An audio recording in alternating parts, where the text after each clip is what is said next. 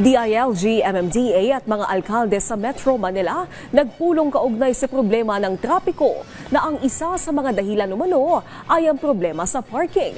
Ang update niyan sa sentro ng balita ni Ryan Lesiges. Ryan?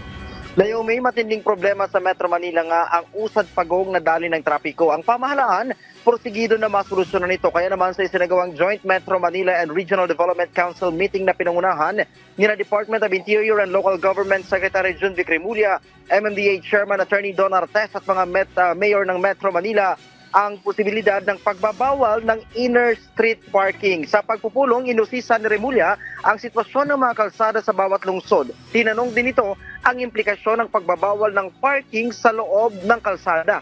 Dahil dito lumutang Naomi ang suisyon na ang one-side parking kapag gabi o piling mga oras na lang.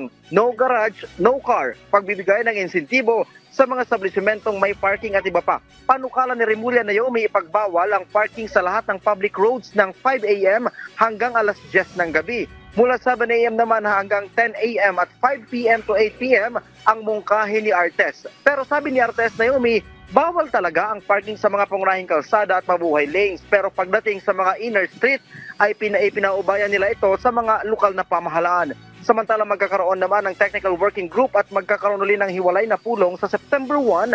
Inaasahang maglalabas na ng desisyon ng DILG at ng MMDA. Matatanda ang base nga sa 2024 Traffic Index kasama sa dahilan ng trapiko sa Metro Manila ang paglago ng populasyon, limitadong espasyo at tumataas na private vehicle ownership.